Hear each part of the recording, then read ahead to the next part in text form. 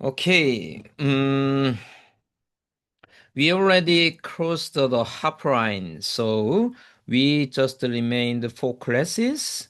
And so I think you have to prepare your term project. So before starting today's presentation, I'd like to share how to prepare your term project. Okay.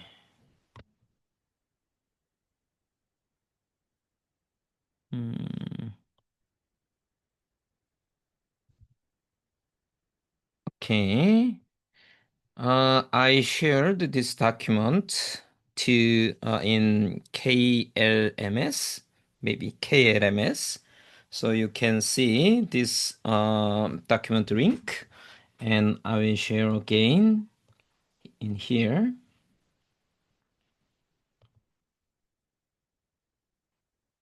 Hmm,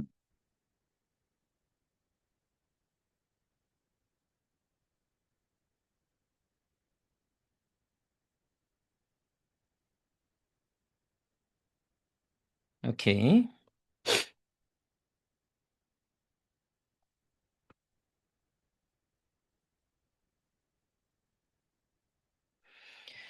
Okay.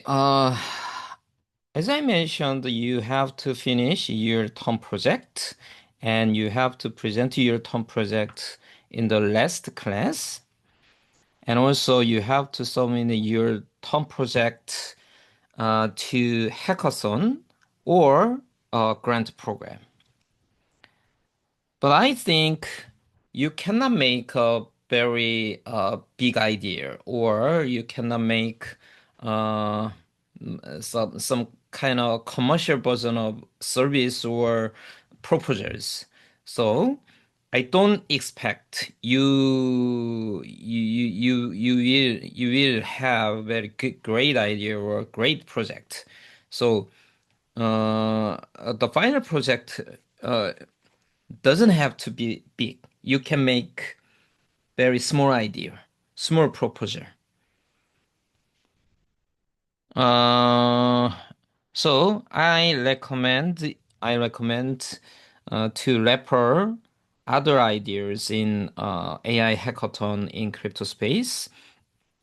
So I wrote some of them, Solana AI hackathon and Coinbase Agent in Action hackathon and Agentic Ethereum this year. So these are major platforms, and I think uh, many hackers, many developers, many builders participate in this hackathon, and their ideas and their projects are well established, maybe. So you can get some idea from those projects. For example, these are the results, the project in Coinbase hackathon, 124 projects, and you can check their project, and then uh, you can get some idea like this. Okay, and also you can check a lot of hackathon in DoraHack's website. There are many hackathon, and some of them are ongoing, and some of them already ended. So you can check the ended project, and then get some idea. Okay, so the requirement is submitting your proposal to hackathon or grant program. So I wrote some good hackathon and grant program. For example, currently there is a base on-chain summer award. It's very popular and famous in crypto space. And also the period is very suitable for this class. So you can apply this on-chain summer award. Actually, application is not so difficult. This is application screen. Uh, after login, after signing up this site, you can apply this hackathon, and then you have to put some information of you and your project. So your name and contact information, and then additional questions. Very few. So it's not difficult, but you have to put uh, this one, project social media handle. So they require X your project X account. So you have to make your X account if you wanna apply for this hackathon. So a little bit difficult, I think, but I think it is very good program on Chain Summer. And another one is Dora Hex. You can find ongoing hackathons in Dora Hex. For example, AI acceleration. Uh, this is very big hackathon because their fund is 1 million USD. So you can submit your idea and project to this hackathon. It's not difficult. You can submit like this, create new build, and then build name and build logo. For example, okay, and then uh, category, okay, and continue, okay. Mm.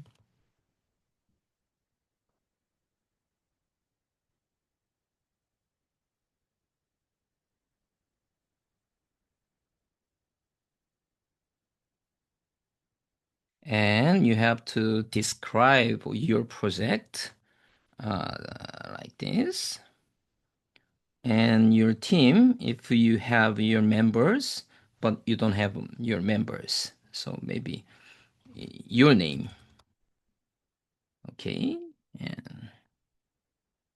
and contact. So you have to specify your Telegram ID like this, and maybe you have to Discord, WhatsApp.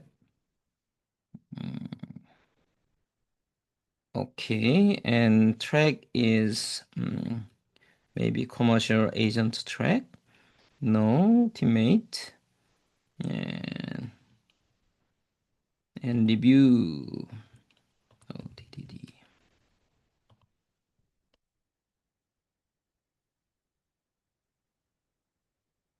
Okay, this is the final stage. So if you have your proposal or your prototype, you can, it's not easy to put those information in this site. So just submit your proposal in this hackathon. Not that difficult if you have your own proposal or your prototype. Okay? Okay. So there are many hackathons. And also, if you wanna apply for grant program, I think it is more difficult than applying hackathon because you have to write a complete proposal for grant program because if your proposal is accepted, you will get some grant money. This is the list of Web3 grant program, and I specified some related grant program, Chain GPT grant and blah blah blah. And as you can see, this is Chain GPT project in crypto space, and you can apply their grant program.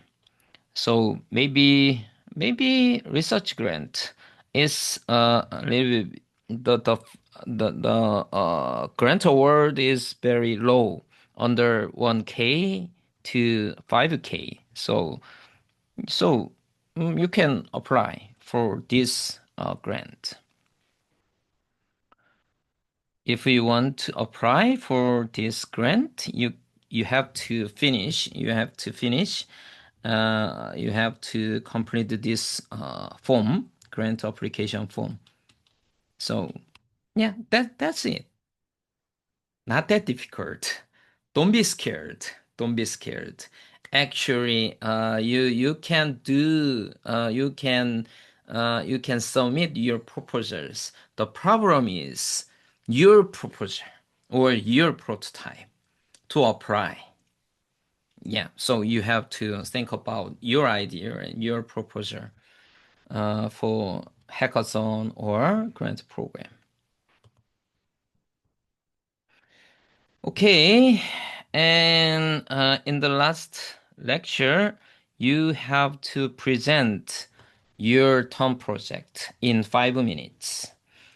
And then in this presentation, you have to show your submission of hackathon or grant program in this presentation.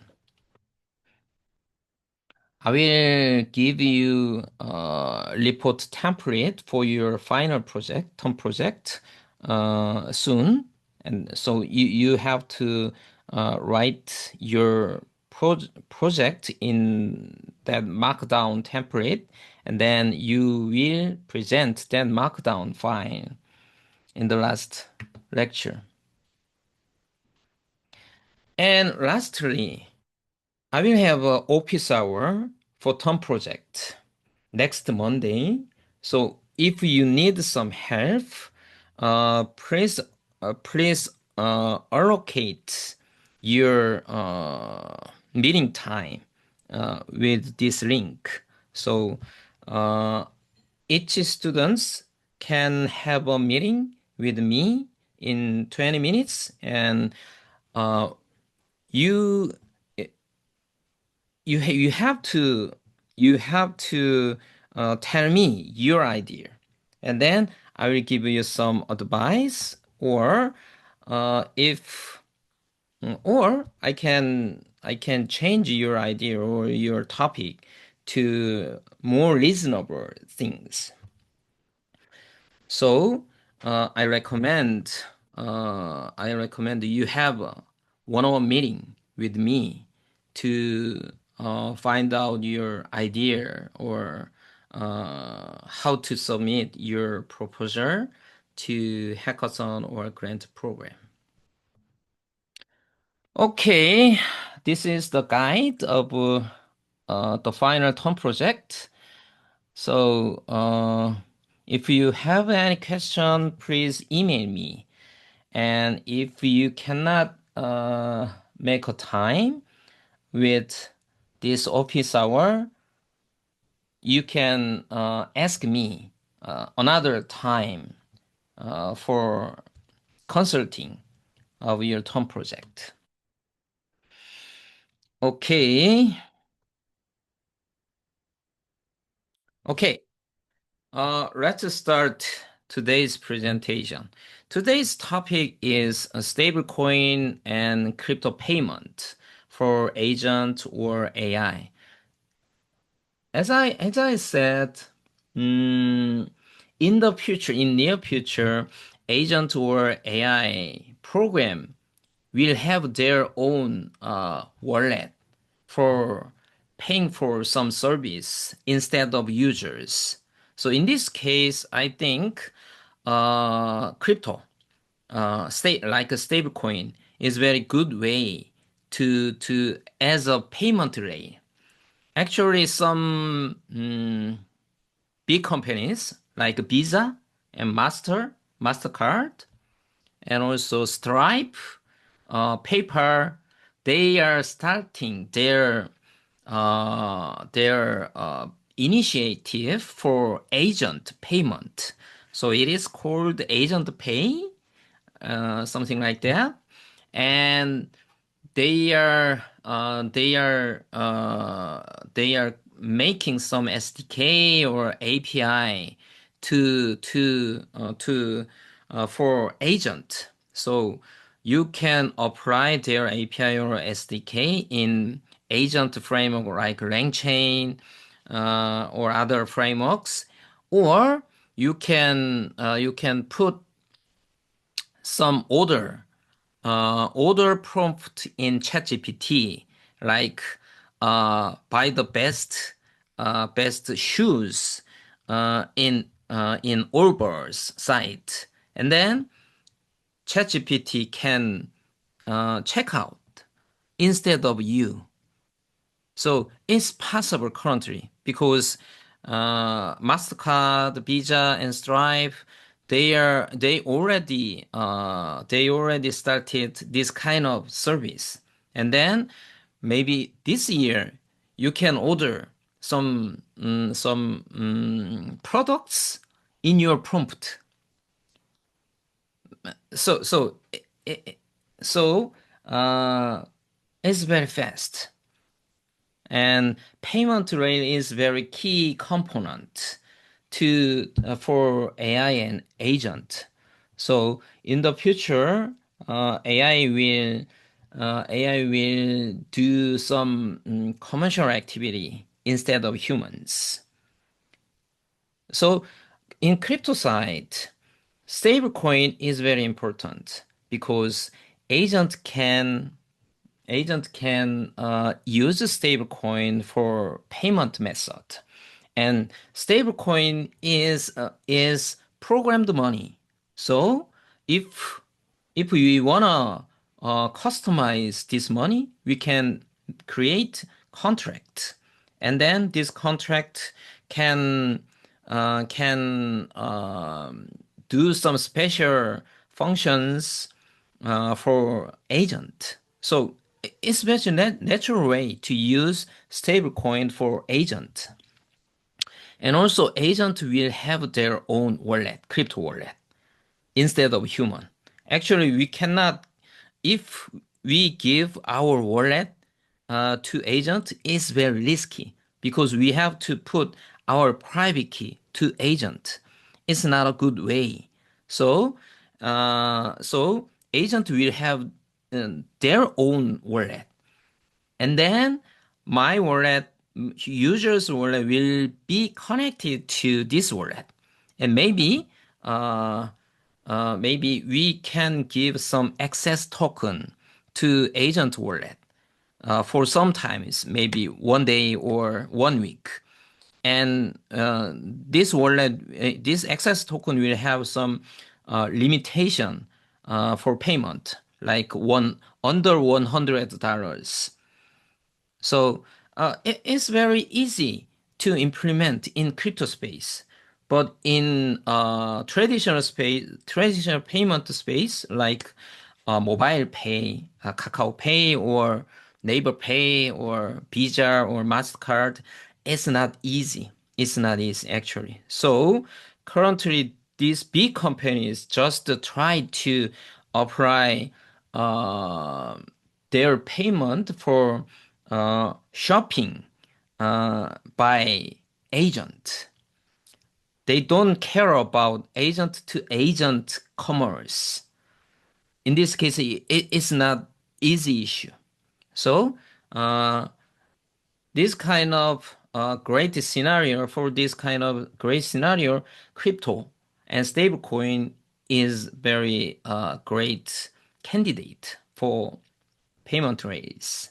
So today you will see this kind of service for this service, and actually those services are immature. It's not mature. It's very starting point They just propose a protocol, some kind of open protocol, and other companies should follow this protocol and embed this protocol for their payment for their agent. So it's very initial step. So if you have some idea, it is very good good space for founding a startup because there is all companies are just the starting point. But maybe in near future, in 2 or 3 years, we will see agent agent is buying or selling something. So it, in this scenario, payment is the key features. Okay, the first the first one is X402. Mm, and you have to participate in the governance voting. Who is the best use case? Today's lecture. So I will share the link, today's proposal link. Before finishing this lecture, 3:50, you have to vote for best use case. Okay. Mm,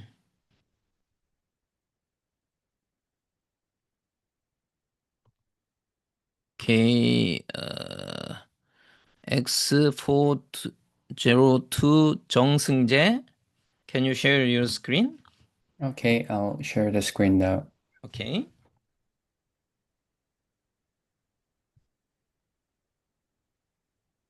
I'm currently showing you the browser website. Can you see the... Okay. Great. Can you zoom in? Okay. Is this good? Yeah. In case you want, you might need to see the report by yourself. So I sent the link for the documentation in the chat window. Mm-hmm. So I'll start now. Hello, this is Seungjae Chung, and sorry. And today I will explain about X402 payment protocol made by Coinbase. So X402 is a payment protocol made by Coinbase, which enables instant stablecoin payments directly over HTTP, and it is mainly machine-centric, so it might be little inconvenient for human uses. So why its name is X402? So when you look into HTTP status codes, there's a code 402 which states payment required status. So although there are no famous example of adopting this payment protocol since it is still a baby step, but it addresses the fundamental change on the internet payment, mainly targeting the machines. So its main appealing point is that it is on-chain and it uses layer 2 scalability. So it provides more scalability and it is also nearly zero fees. And the settlement time is less than a second. So before we move on to get some intuition on what it is and how it works, let's quickly watch the demo here. You can also watch the 90 seconds demo on YouTube if you want to see it later.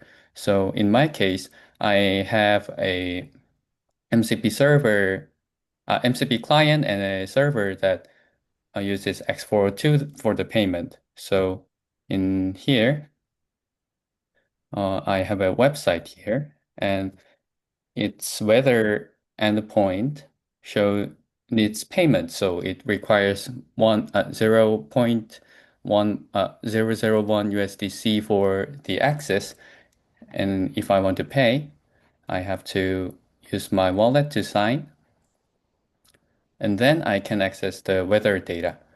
And it's also accessible from the Gemini or any other AI agent. So let's say what's the where you can you see the job prompt now? Yeah, I can see. What's the weather?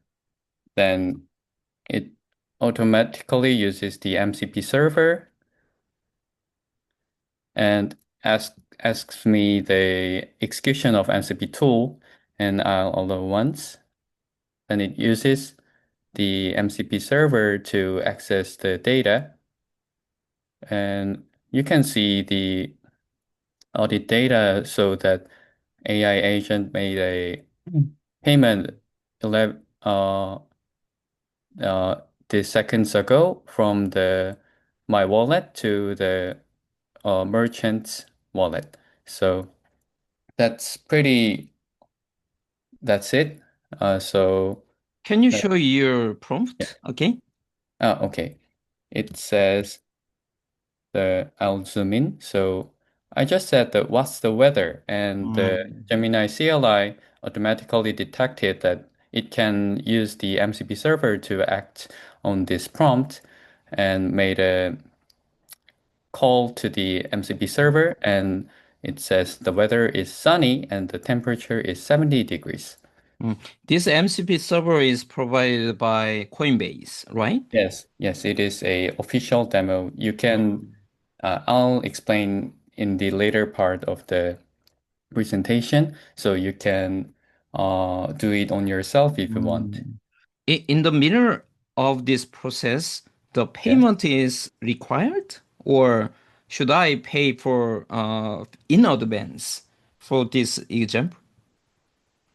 I didn't understand the question fully. Do you Uh, mean that do you need to pay for the API endpoint to access? uh, should I pay for this service before prompting, or Ah, uh, when I write something in prompt, yes. the ChatGPT Gemini uh, pay for this service. I understood that the point is that Gemini CLI, I have configured the Gemini CLI MCP protocol, so I can use this private key to Hmm. access on this endpoint using X402 protocol. Hmm. So this is my test wallet, and Gemini CLI will automatically charge to this Uh, from this wallet to the service using. hmm. So when the Gemini call the weather functions, weather Yes. MCP server, MCP server will return 402 status code, and Yes. then Gemini understand, oh, I need to pay for this service, and the Gemini charge the amount of USDC to that MCP, right? Yes, you said it all right, and I can explain in advance Oh, okay, using great. this stuff. So, if I there is a four people or service in this flow. So, I am the client, and the server is the weather server, and the facilitator helps server to communicate with the blockchain, and it can be built by our own, or we can use just Coinbase's facilitator service. Or and so to explain, if I want to access this API and it requires payment, so server returns forward to status code, and we make a payment to using export to UI or the endpoint, and we made a payment. So we include the base 64 payload to the header with the that contains the payment information. So server tries to verify it, and if the verification was done right, it tries to settle the transaction to the facilitator. And after we sign the blockchain to confirm the transaction, it makes the settlement and server recognizes it and returns the response with the X payment, which is done already. Mm. So that's pretty much all. So it is kind of simply, kind of simple, Yeah, much simpler than the traditional payment walls. yeah, very So simple. yes. Also, the if you want to integrate the X42 to your service, you can just add the middleware on the uh, endpoint you want to integrate, and the response structure kind of looks like this. It just contains the necessary informations for the uh, customer or the service to know about the transaction. So that's pretty much it. And if we compare it with the traditional service using paywalls, it is much simpler. So in existing process in traditional one, uh, uh, I consider if we have a YouTube video that can be watched by YouTube premium accounts only. So we had to first sign in to the YouTube and made a payment using our card information, and we might have to sign it on our handphone. So it is kind of very complicated, but X42 just allows us to charge with uh, the wallet that we have. So let's see another example for an instance. So in here, I have another demo, which is a video paywall. Mm. So so we have a video paywall demo. We have to pay 0.1 USDC to access to the video. So we just simply connect our wallet from our MetaMask and we can pay with our wallet. And yes, if we wait, we can see the video like this. Mm. This is much simpler than using a YouTube or some any other like Class 101 or something. So it is very simple. Mhm. So X42 doesn't have any our own a native token, but it supports any ERC20 token or any blockchain network.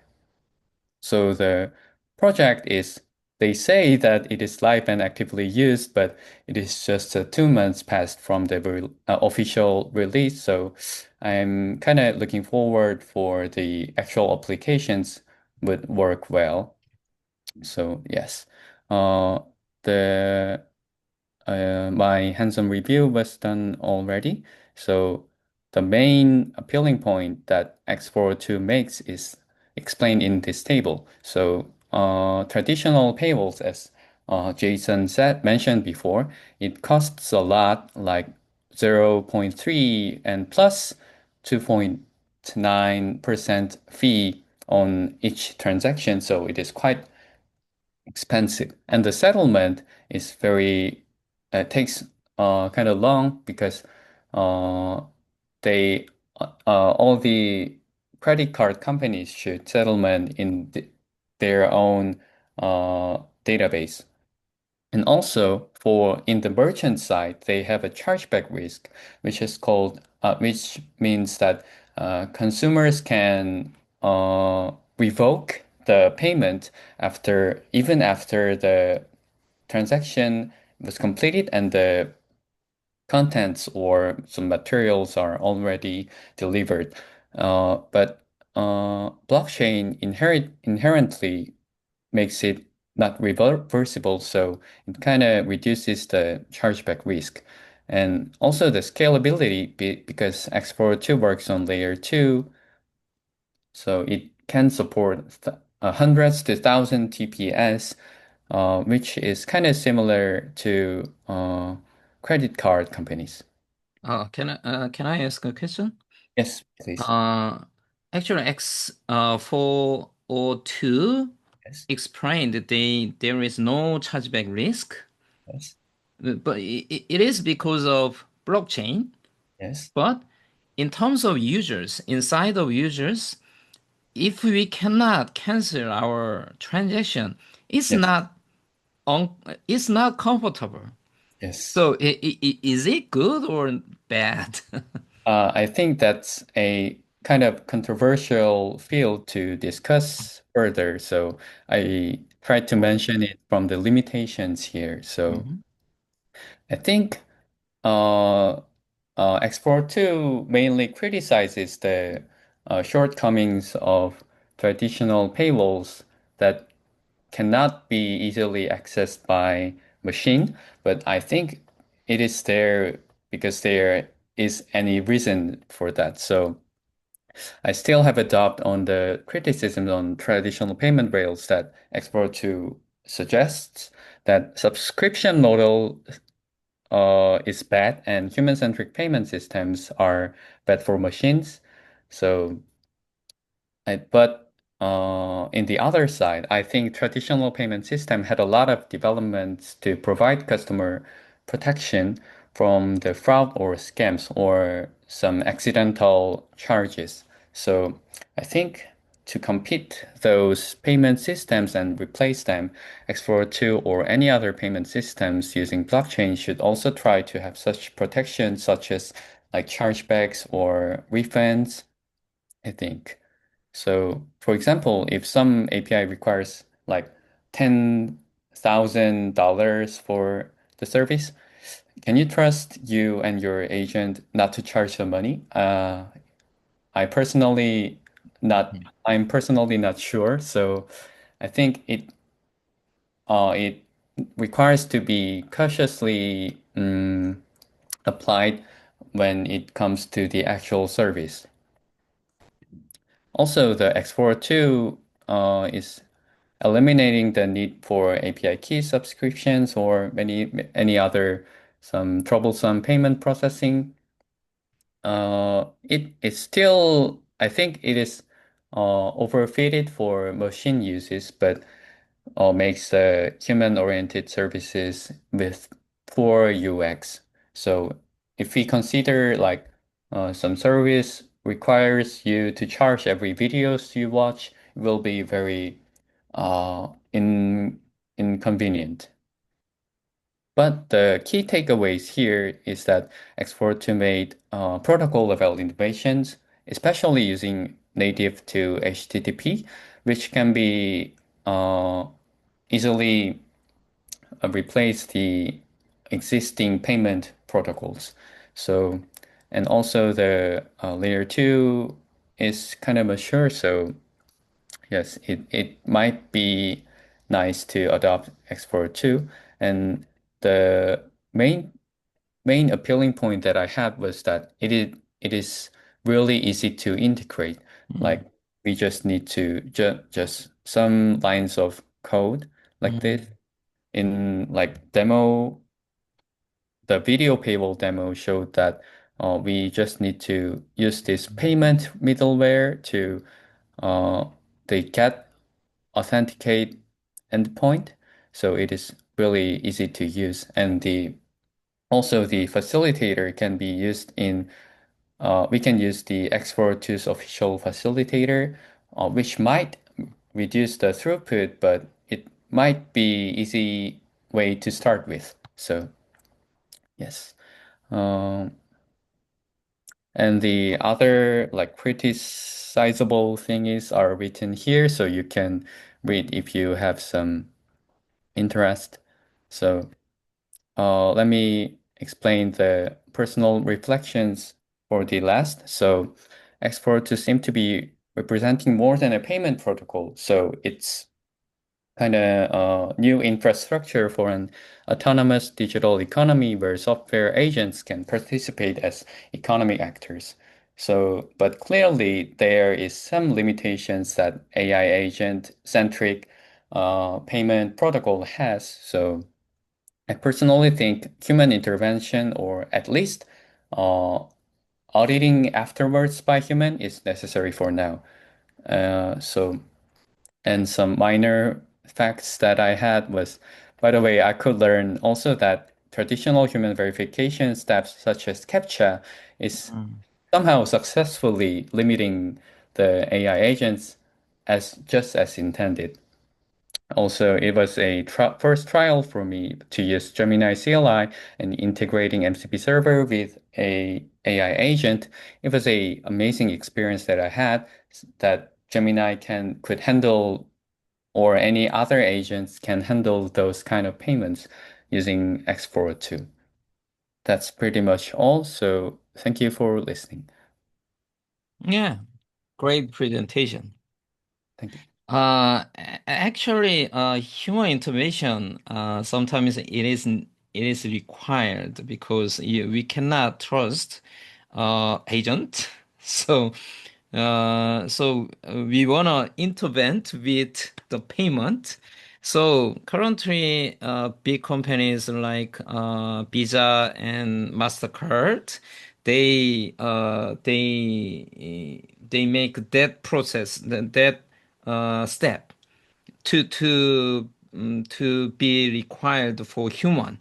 Human have to approve the final transaction.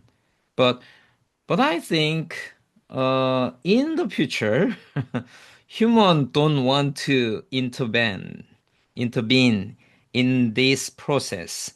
Maybe I can give some small money, like 100 USD, to my agent for a week, and you can spend this money for some areas, some products, and I specify that those areas to spend, and then maybe agent autonomously check out that money.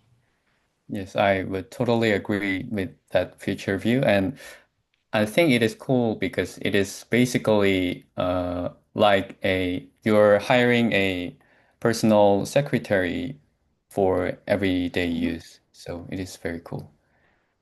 Actually, it is already working on some crypto industry, like AI-based trading. So many, maybe many, a lot of trading small firms are using agent and AI. In this case, they decide to trade some crypto by themselves, by agent, without human. So it is also money.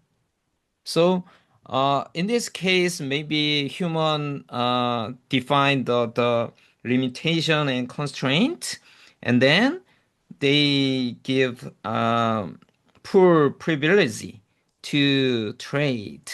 So I think in the future we will give uh, a limited money to agent to do something instead of humans. And also, I wanna mention one thing.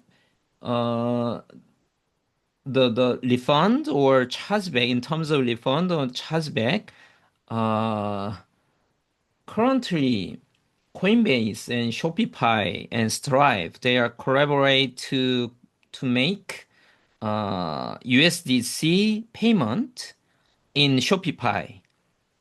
In this case, they don't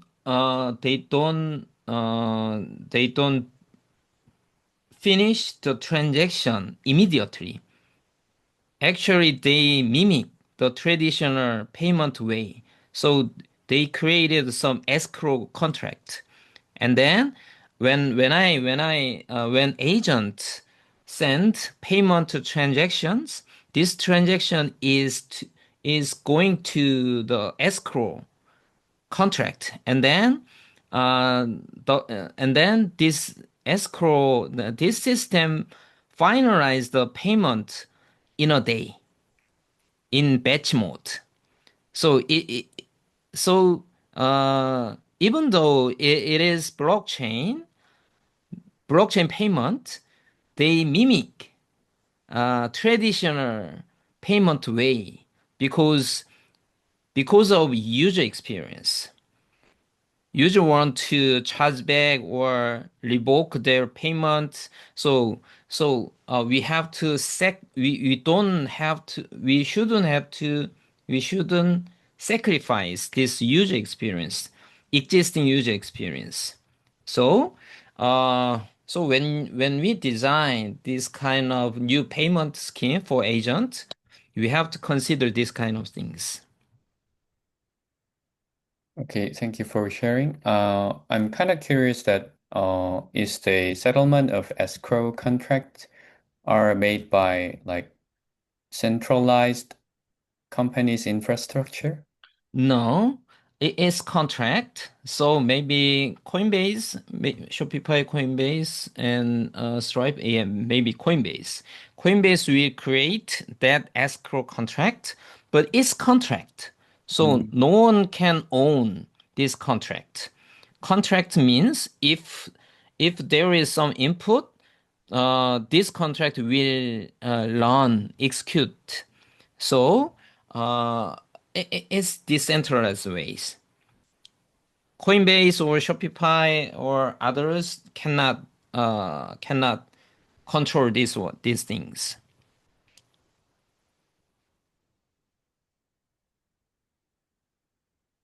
Thank you, I got it. Okay, Uh, it's a very cool approach on solving this problem, I think.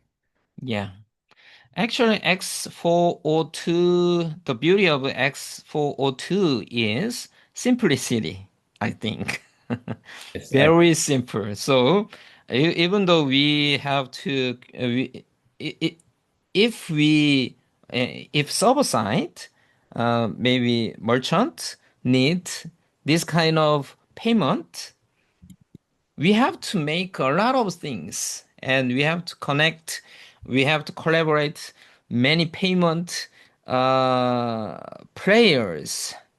But in this case, we don't need to contact other players. We just use small, we just create a small protocol and also uh,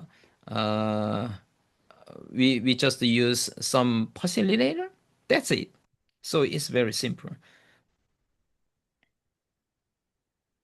Okay, is there any question for X402?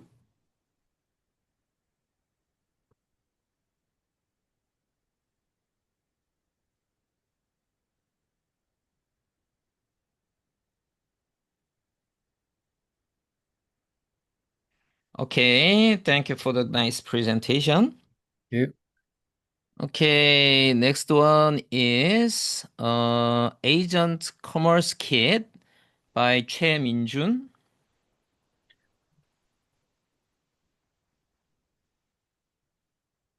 Can you see my... Okay, good. Okay, I'm Minjun Che, and I will present Agent Commerce Kit. So it is token trade using agent, but the key thing is decentralized identifiers and verifiable credentials. So this act want to prevent some bad hacker come into me and my opposed side and he stole some information or my money. So here's the background, and the key thing is limitation of centralized approaches.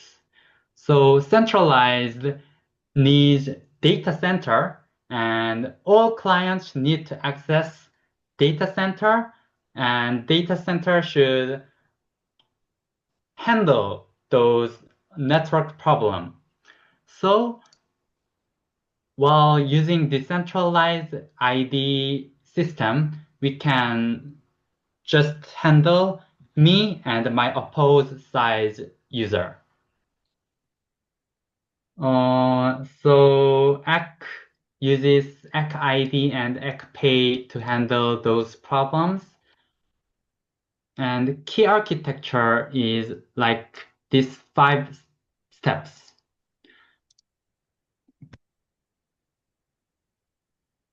So first, client agent requests to server agent to give me a service. Then server agent, in here merchant, verifies EC ID of client agent. So server agent verified the client ID, and if it is valid, then merchant responds with HTTP.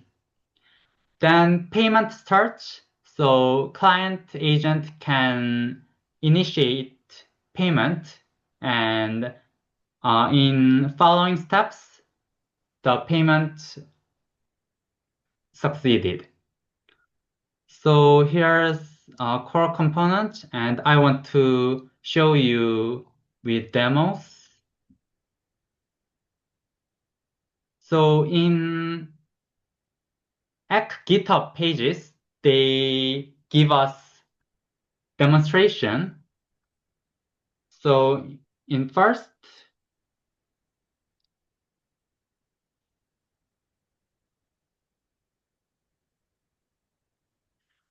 step, the client owner, it's us users, and we have our private key and public key. But we want our agent don't know my private key, but trade with other users. So we make these things JSON web key, and I don't give my private key, but I give this JWK to my agent. Then my agent will prove that he is my agent, not others, with this key.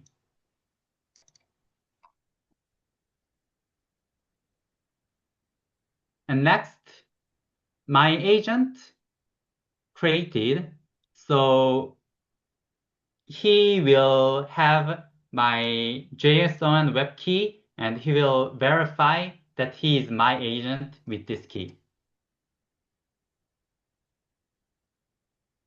And so my agent will issue verifiable credential using this key.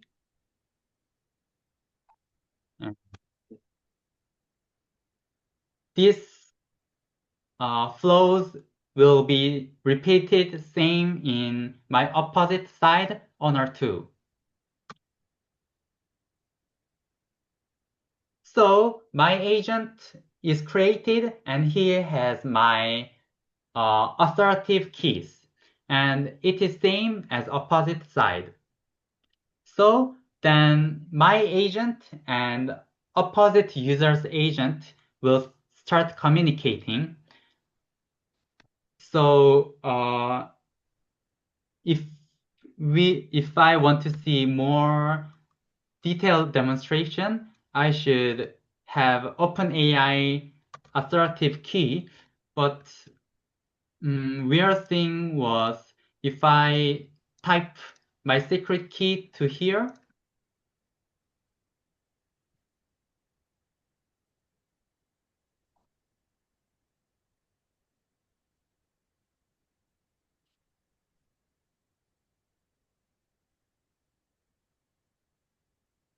it occurred errors. So I couldn't go further in this step, but we can see what's more in agent-to-agent communication.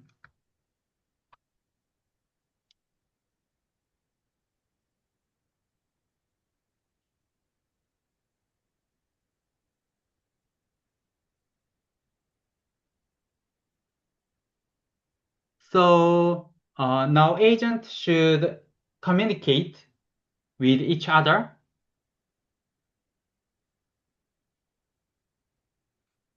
at first, agent didn't know what the opposite agent is.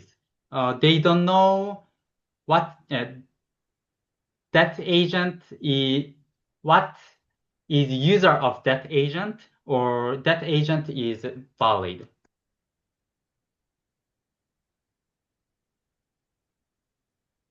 So my agent, so client agent, want to discover the opposite agent's DID, decentralized ID.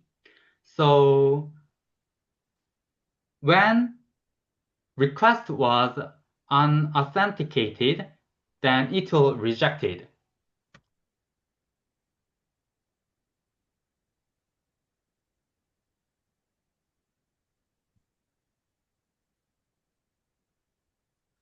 So, sorry, it means if I provide just DID, not verification classify, then the opposite side will think he has DID, but he don't have VC. That means he could not my agent, and he could a bad hacker. So he will, the opposite agent will reject my request. Can I add more explanation? Yes, please. Okay. Uh, Actually, this HK,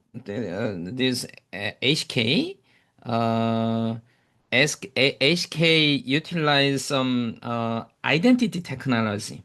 It is called DID and VC, decentralized ID and verifiable credentials. Is very big topic. It's very big topic. DID, you can think DID as kind of DNS name. So DID prove the uniqueness of your agent or you or something, but DID cannot guarantee this is certified by some organization or something like student ID or national ID. So it is not kind of national ID or student ID, just ID, just unique ID. So if you wanna guarantee you are proven, this ID is proven by some organization, you need VC, verifiable credentials. So DID is decentralized, so anyone can create their own DID. But VC is issued by some organization. Like a KAIST can issue their own VC for students. So when I ask my VC to KAIST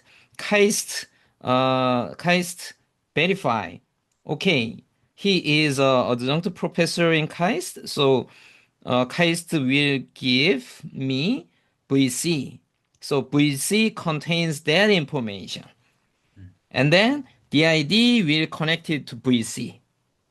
So after that, when I use KAIST service, I have to prove I have my VC from KAIST. So these are two different things in decentralized identity system, DID and VC. Okay? It's a very huge topic, very big topic. So it's a little bit complicated. So thank you. And so I send valid DID and VC, then bank knows that I am a verified user, so he will accept my request. So trust established.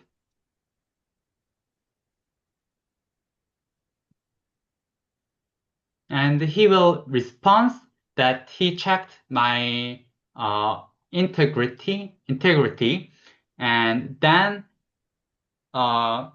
communication could be started, and I can request payment in further flows.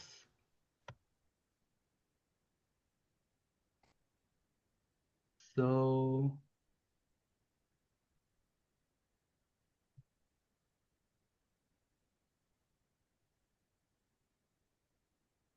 so it's similar to what professors taught. So if we have only DID, then people can different people can differ. So we can know who we can differentiate different people, but without VC, we can't guarantee this user is valid or invalid. So why ACK use blockchain is first, DID system have pros in fast, but it lack on variable checking. So X uses blockchain to verifiable tamper-proof identity layer for AI agents. And blockchain enables that traditional system cannot is these three things. And I think key thing is the second thing. So verifiable credentials and decentralized public keys allows machines to prove their identity without human mediation. So in traditional system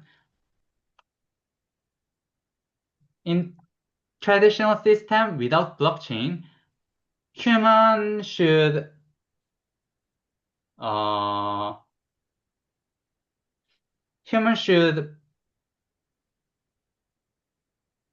save their own information in some memory, but in blockchain, the decentralized users could prove identity without those things. So app is one way to handle agent economy. So it shows us that agent could communicate with another agent in using VC, so it can prove safety. But limitations is, as you can see, this is very simple steps. So it has just simple protocols, and it should be improved more developed way. So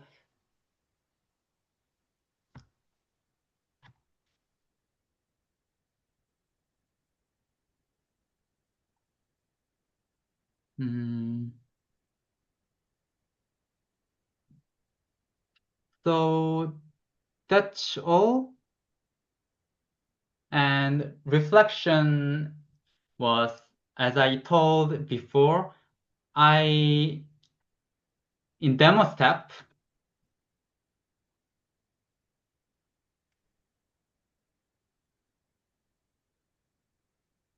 if I type my OpenAI authoritative keys, then I should demonstrate the real payment with this agent, but this key didn't work. So I think it's something I should improve. So thank you. Okay. Okay. Thank you for the presentation. So when you try to run this demo, did you scrap that error log and then put this error log into ChatGPT or other LLM to analyze? Ah, uh, in that you mean when I start demo? Yeah, yeah. You have some error, Ah, and then in that case you can scrap these errors and then put this error into ChatGPT, and GPT will analyze what error is and then yes, propose something. So did you do that? yes. So I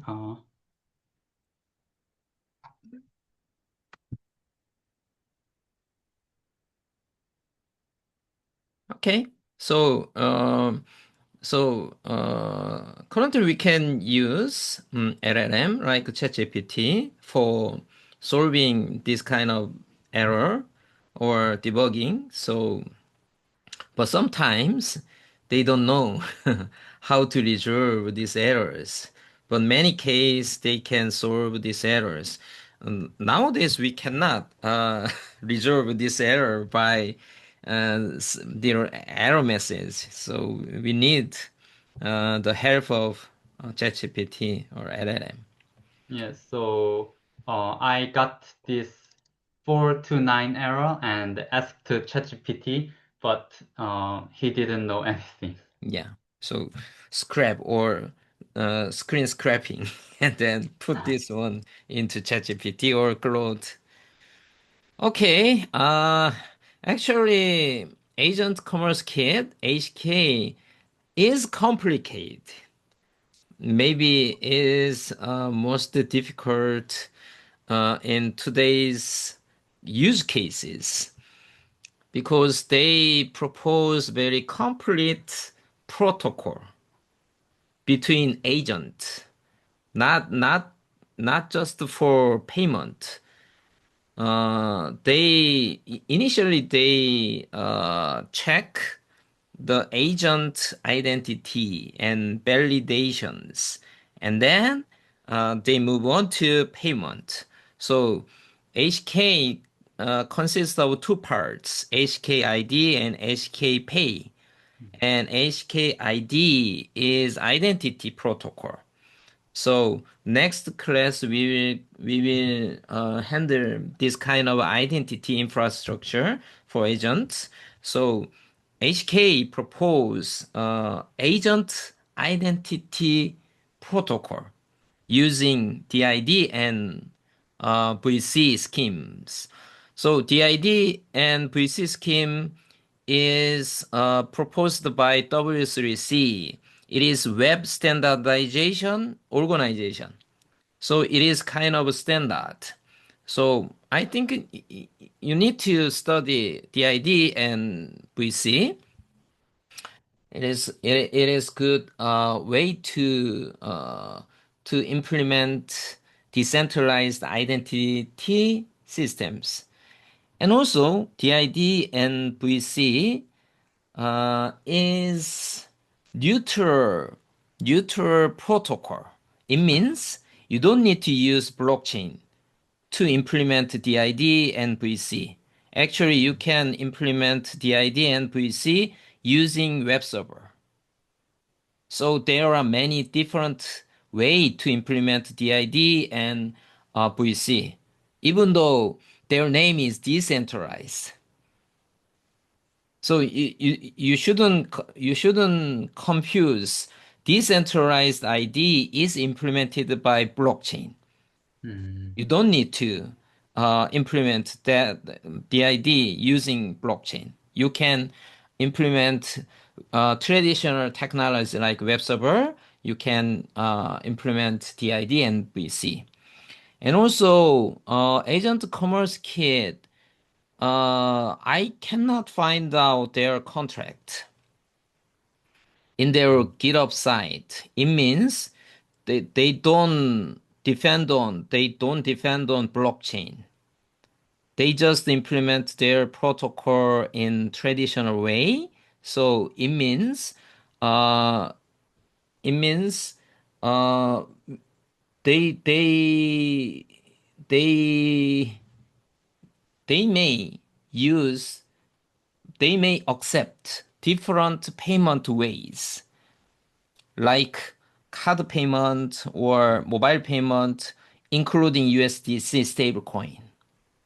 So it is very neutral protocol.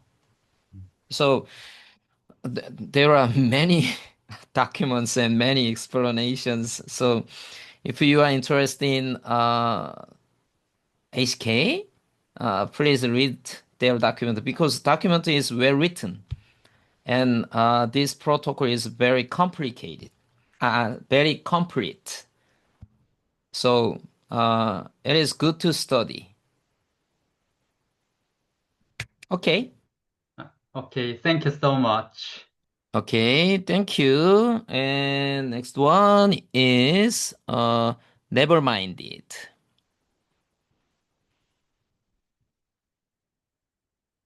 Never mind it. Valley Jelek.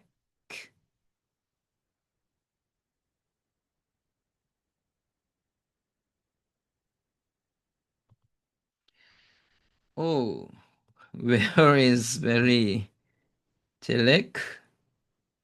Hmm. Didn't attend today. Ah, yeah. Okay, okay. Can you share the screen?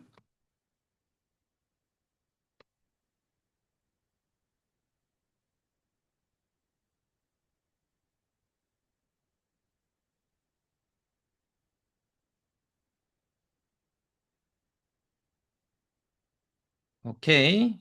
Turn on your mic.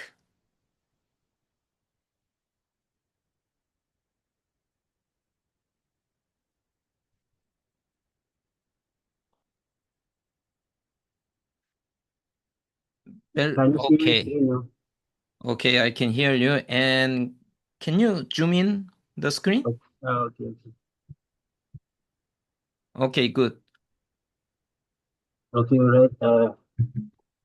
So I'll be presenting your mind. It's just the same type of platform for AI agents, mostly for uh, tailored for AI agents uh, to be involved in financial transactions, so that AI agents uh, can trade and Can you the, close your mic? Because some kind of howling? Close your mic. okay. Yeah, better. Is it good now? Yeah, good. Okay, I guess. Um, okay, so that the agents themselves can trade and they can do financial stuff without any human intervention. And never mind specifically is it's a Web3 framework that lets data owners and AI module builders and AI module builders and AI agents themselves to monetize and to trade uh, uh, on what they can provide on services and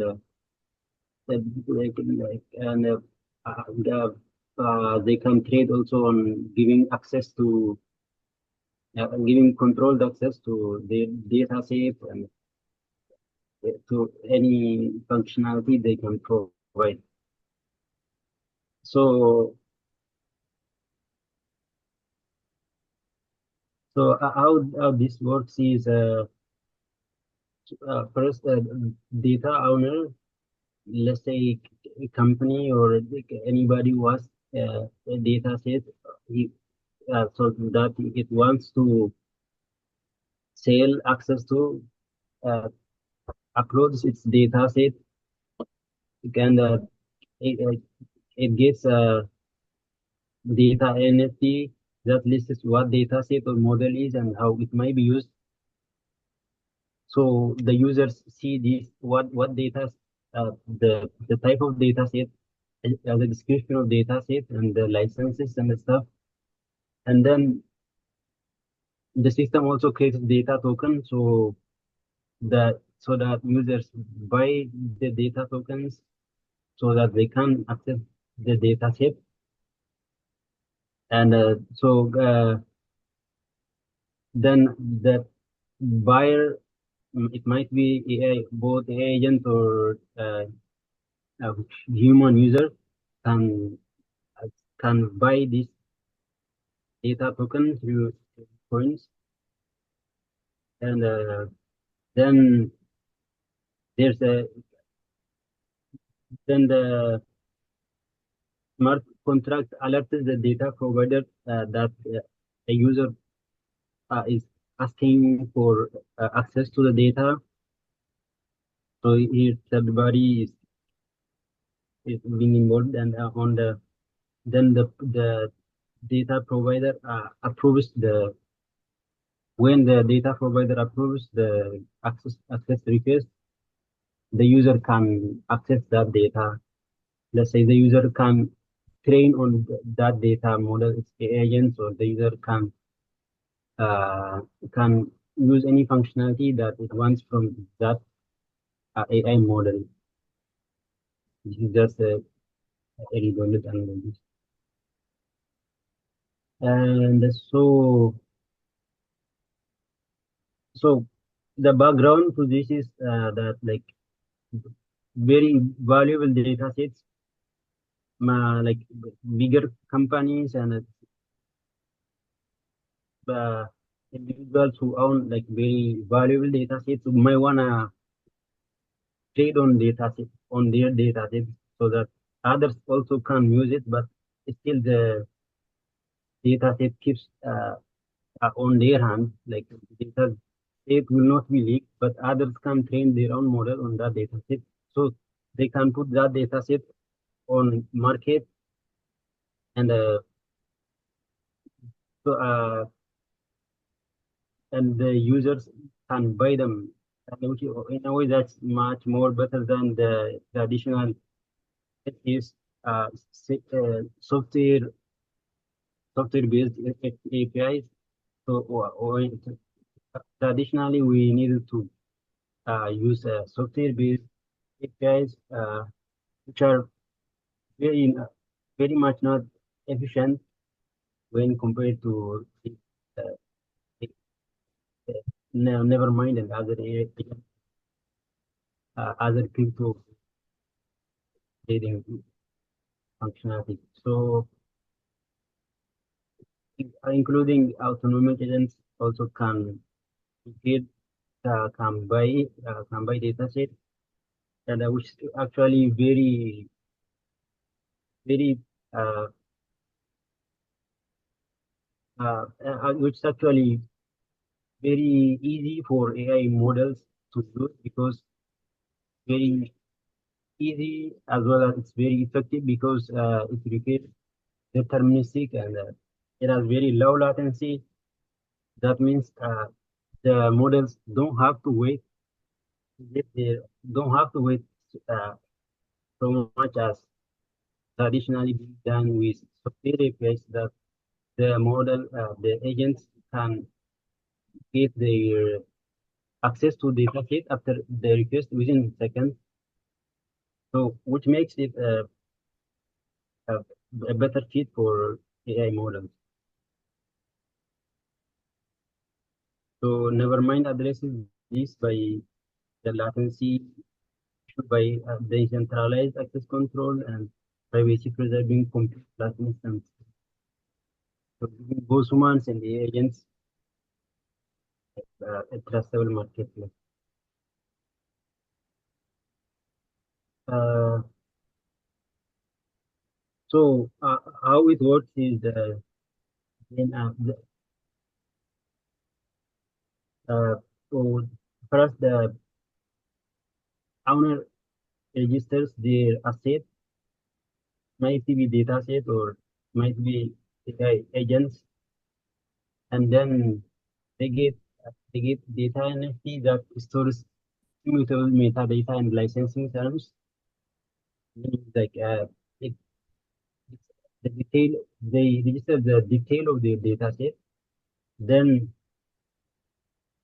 a data token will be mint, whose sole purpose is to unlock that asset. Uh, to unlock the asset, the data token will be mint, and then uh, through stablecoin payments, users can buy data tokens so that they can use the what the provider is providing, whether it can be data set or agents. So, for example, the buyer, often an AI agent, and in this case, can do a compute, uh, can do compute on data. That means like the user will not see the data set, but they can train their own model on that data set. Uh, this is like very high level architecture of never mind.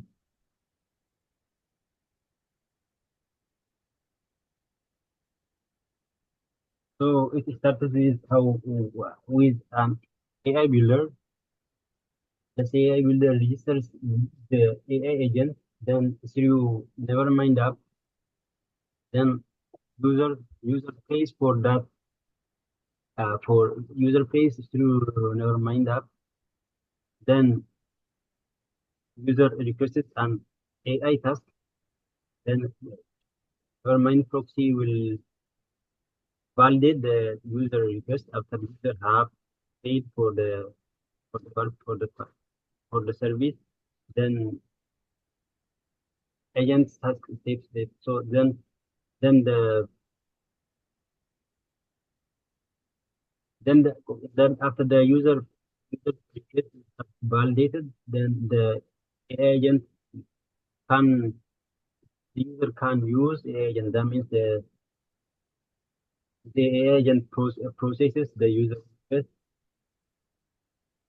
and then user fetch the result from AI agent.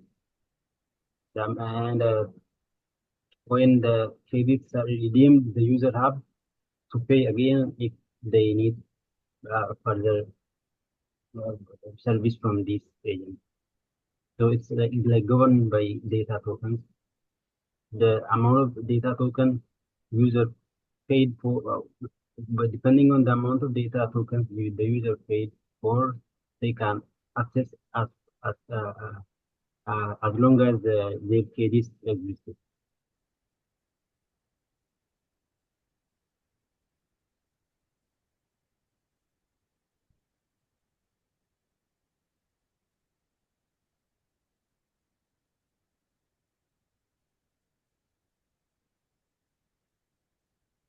So the core component to this is data NFT, data token, provider gateway, payment queue, and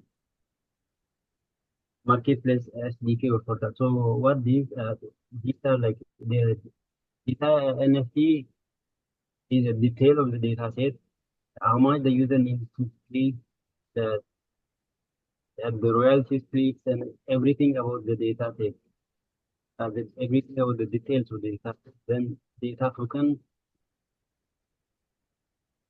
will be used by users to data and data set. So data token will be purchased by the user. Then provider gateway, which validates the user request, and it requires provider it requires permission from the provider. And the payment through is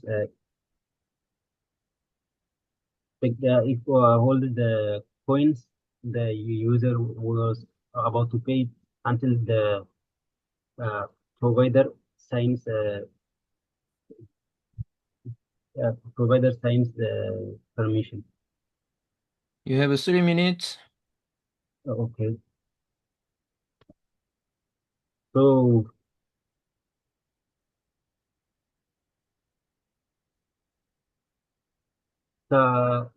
what the workflow overview is actually I made this one, like the creator uploads metadata about their data, then they choose the price and they choose the type of stable coin they want to use, and they also specify royalty splits. And then never mind create this data NFT plus data token for that specific data set or AI agents that can give a certain service for users. So then on the buyer side, the buyer orders or pays in stable coins. Then the SKU, like here, SKU, it follows stable coins and waits until the provider signs approval. Then after the user can access the service. Token, nevermind doesn't have platform wide token. It can be anything. That this nevermind has been adopted in many companies like Shell, for example. Shell trades its systemic data licensing pilot to Nevermind. Vodafone also federated telecom dataset for AI traffic prediction, and like that, there are uh, other companies also who trade their dataset, uh, which the type of dataset that the company does not want to leak, does not want to be leaked out, but still they want others to train their AI models, or others can, yeah, others can, so that others can train the AI models, but still the data set remains within the company's server. Okay, time's up. Okay. Okay. Okay. Almost done. Thank you. Yeah, thank you for the presentation. Okay, never mind. Is also complicated protocol for agent.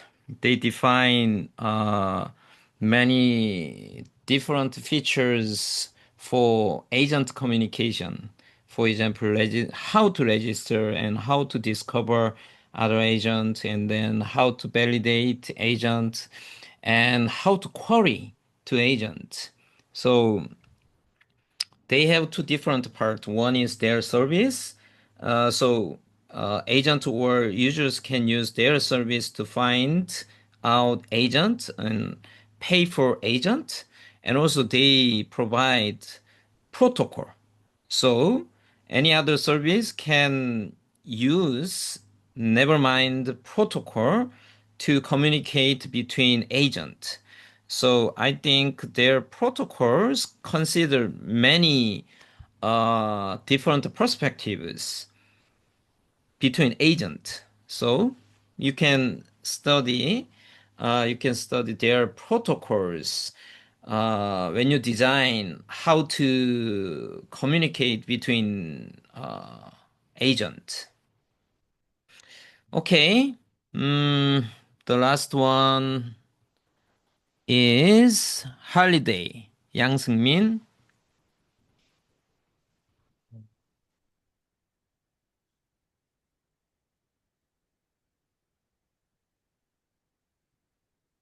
Can you share the screen? Okay. Can you see where? Yes. Um, okay. Hello, I'm Sung Min Yang, and today I introduce holiday an agentic workflow protocol that combines AI automation with blockchain security. First, what is Holiday? Holiday is an agentic, just say, agentic workflow protocol built around immutable guardrail. It separates workflow logic from on-chain code and let you define the workflow declarative with there are some that but in JSON or YAML.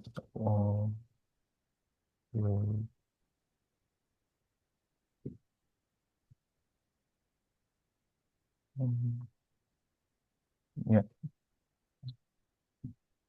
Okay, and before any transaction execute, on-chain guardrail validate every action, ensuring nothing exceeds your safety limits. Okay, and background. Enterprise today face long delays, often 8 to 12 weeks, and a high cost for smart contract development, testing, and audit. Security incidents like the recent 150 million hack on Protocol X underscore the risk involved. Supporting multiple chains, the Ethereum, BSD, Solana, Polygon layer 2 solution, add integrate complexity. Relying on centralized middleware like Infura, Infura bring censorship risk and single point of failure. Meanwhile, AI automation without strict governance can overspend the budget or trigger unintended trades. So here's the challenge. How might we build on trustless like that? Yeah. How will you work? Holiday design revolved around four core concepts. First is immutable guardrails. You declare transaction constraint such as unlocked addresses and amount limits in JSON and YAML. An AI agent cannot exceed those constraints. Cannot exceed. And second is zero trust model. Every workflow step from specification to execution must pass guardrail validation with no bypass. A third is multi-chain and service integration. A single declarative spec can invoke Ethereum, Solana, BSD, like that. And even external APIs or Oracle uniformity. Last is headless SDK. This is embedded backend or SDK for rapid integration for payment, swap, and bridge without UI overhead. Next is architecture diagram. A user, the app triggered the workflow via button, webhook, or scheduler. The SDK or widget abstract multi-chain complexities and protocol layer parses the workflow, validate guardrails, then calls out to AI agent. Finally, the on-chain guardrail contracts impose constraint and execute transaction. Also, a monitoring module provides real-time dashboard, logs, and try logic. There are core components. Some core component in guardrail or workflow, they have some have explanation, so you can see and already. And then next is workflow step. There are 6 pages. First is define. Author your workflow and guardrail rules in YAML and JSON. And then trigger activate via UI, webhook, or scheduler like that. Third is AI call. LML generate transaction parameter based on specified goal. Next is validate. The guardrail contract check each actions. And then execute. Transaction is signed and broadcast on chain. The last is monitoring report. Status updated and log and automatic retries on failure. They are if needed. Next step is project status and plan. In May 2025, they Holiday raised $26 million. Is around lead to A16 jet crypto with polychain capital and Sequoia crypto with participating. Those are very famous investors. A16G is the biggest investor in the world. Yeah. Just some music. 5%. You can skip this part. Yeah. And then we valued 120 million post money, running about Yeah, this part you can 1.2. skip. Ah, It okay, is okay. kind of economic things. Just skip. Okay. Yeah. Oh, and then let's skip this roadmap and milestone. Then I just go to user experience and hands-on review. Now I'd like to share our experience with Holiday from a user. First is signing up and dashboard access. Visit the Holiday site and click the Get Started, and you can create the account, and then you land on the dashboard where you are generate the sandbox and production API. That is the left side, the website. And then install the SDK. So if you install the npm, and then you can this part put your CMD and then download this thing. Just this page power integration. Add a pipe crypto button React components calling. You can maybe you give sign up and dashboard access, and you can get your sandbox key, and then your token address is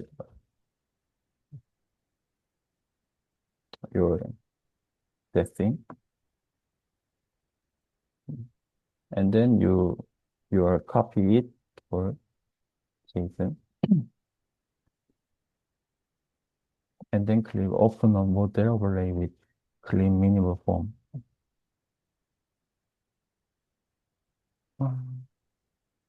We also tried embedded on-ramp flow directly into a page container.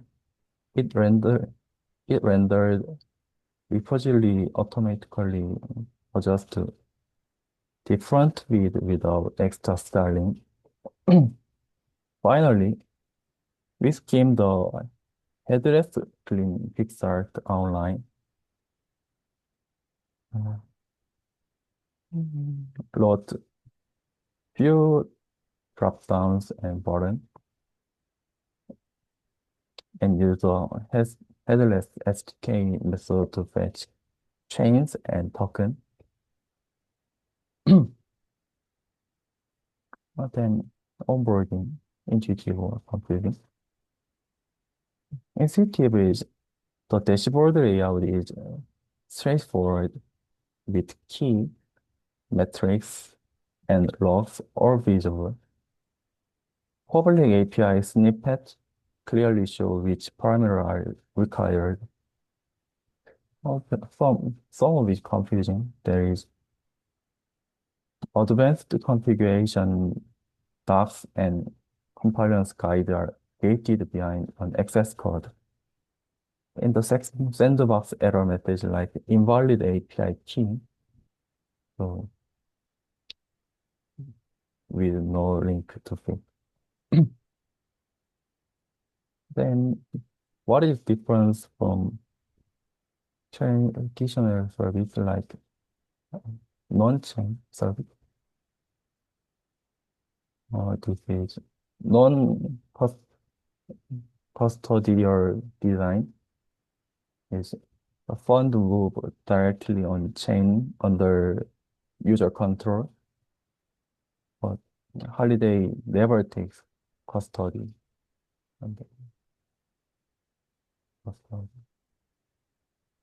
Atomic and composer workflows, rather than locking you to one chain, Holiday automatically loads and retries across bridge, text, and on lamps behind the scene.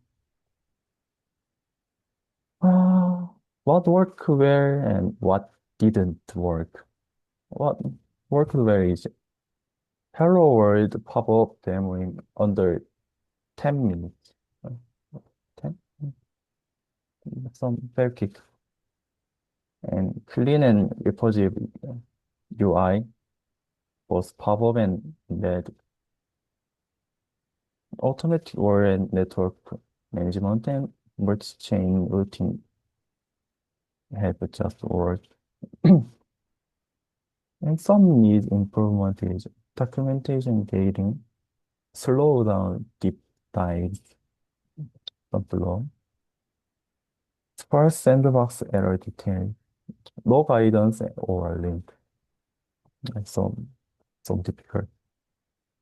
No built-in analytics or tracing UI in sandbox and access code barrier or advanced guide. Error or bug I entered. Attempting to view commercial widget or headless client docs formatted and access code required.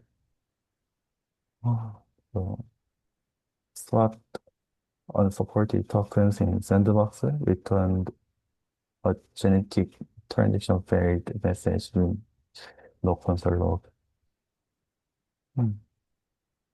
Overall, onboarding speed is excellent. We had a working pop-up demo in about some fast. Developer experience, smooth for Beijing users, but it does hinder advanced integration.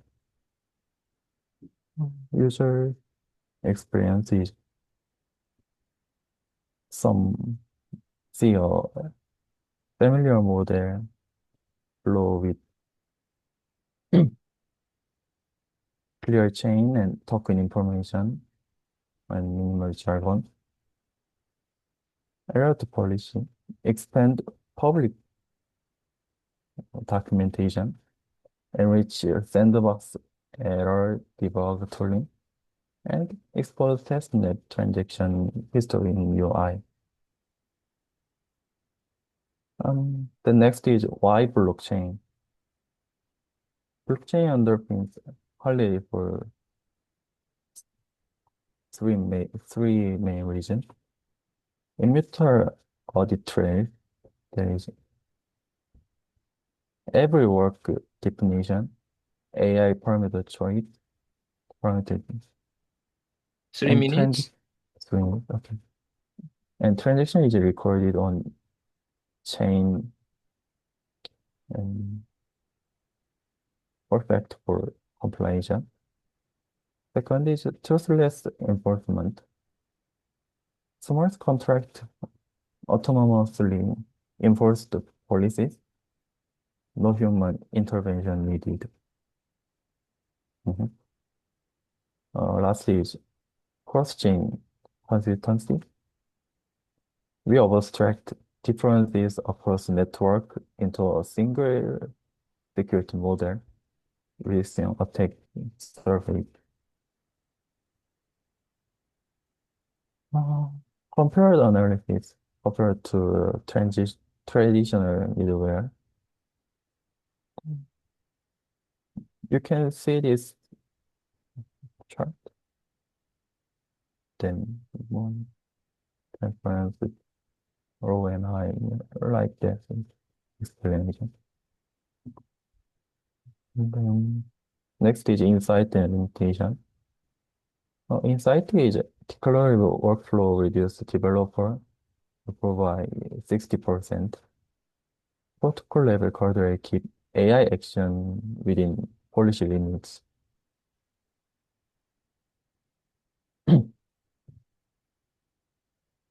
Um, SRA backed fabrication with clear fee structure appears to enterprise customers. And limitation and risk is early access visible. Early access version leaves some internal hidden. So ARMN, AML and KYC workflow and regional compliance guardrails are still under development. So custom and custom guardrail extension can add maintenance overhead. That's easy reflection. Through holiday, I learned that AI's flexibility and blockchain's immutability can complement each other to enable fully autonomous financial operation. There are some, I think there are some questions. Okay. Okay, then thank you. Yeah. Thank you for the presentation. Okay. And we have 2 minutes to finish the vote. Please participate in the voting. I shared the link in the chat box. Just the 5 guys voted. I will give you the time to vote. Mhm.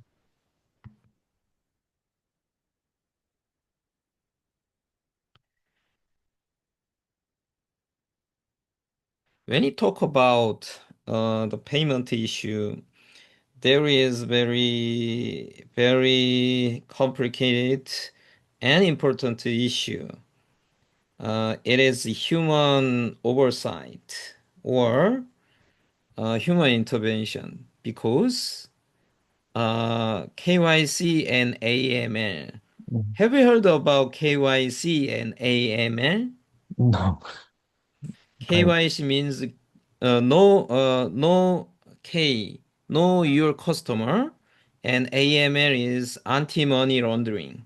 mm, Actually, in the payment, uh, there are many bad actors. So some people want to change their bad money to good money. So it is money laundering.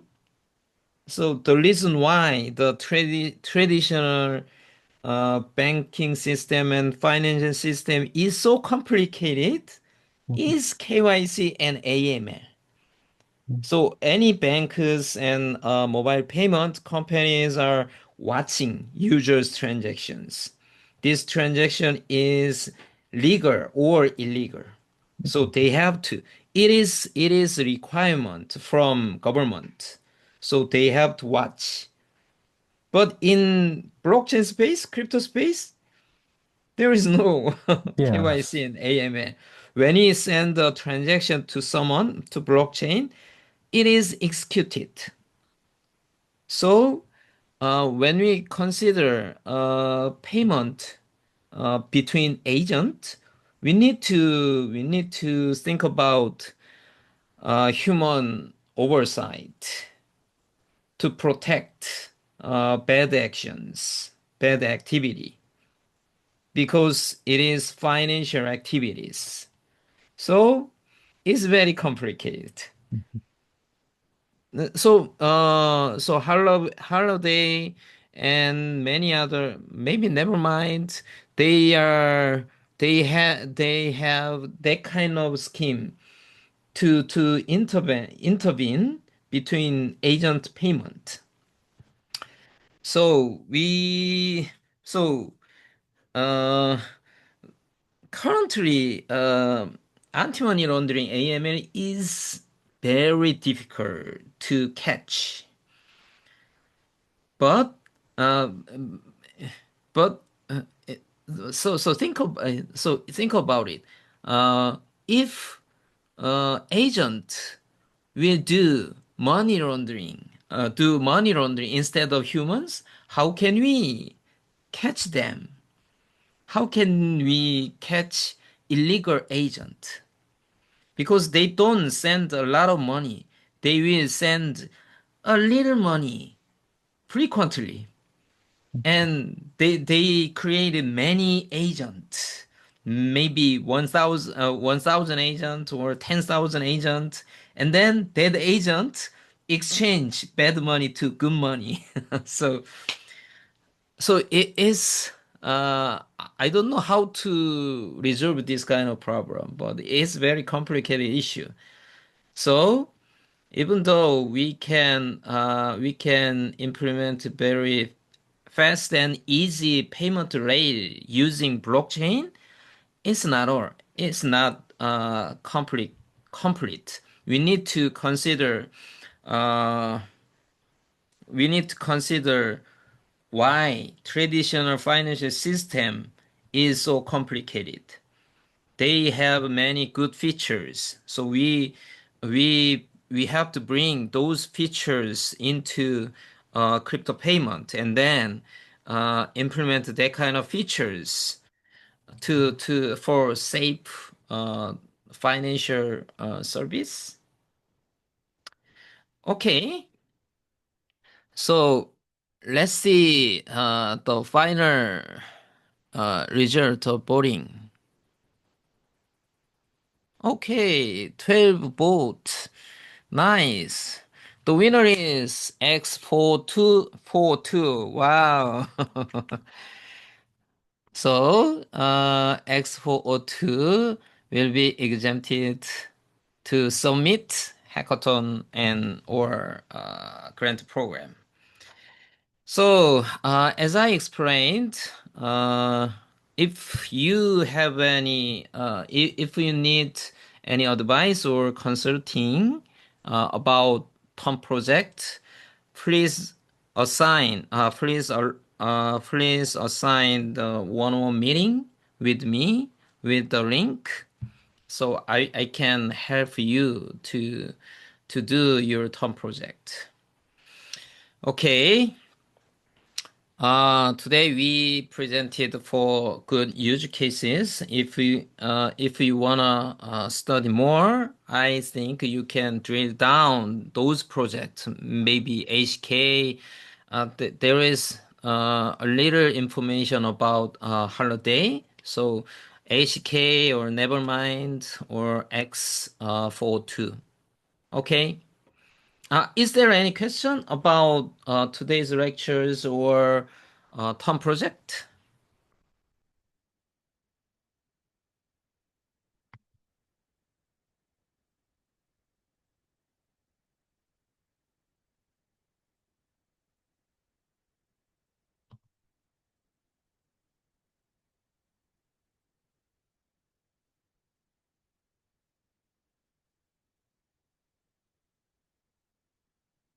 Okay. See you next class. Bye.